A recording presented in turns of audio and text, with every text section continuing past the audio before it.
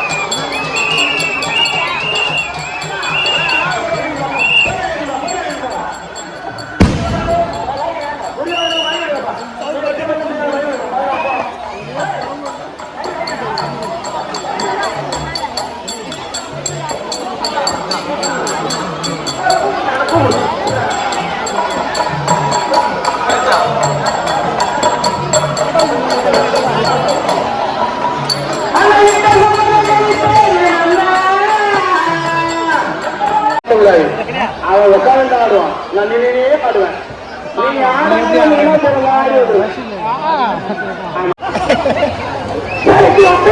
சந்தையிலே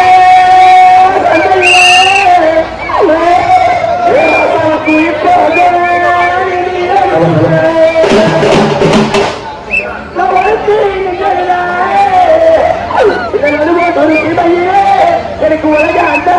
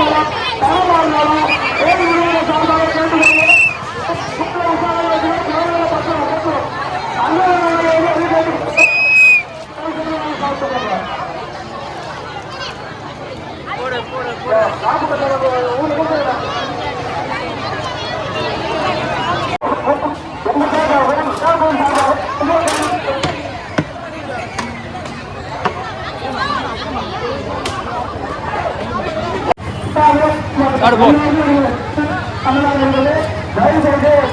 சாப்பிட்றா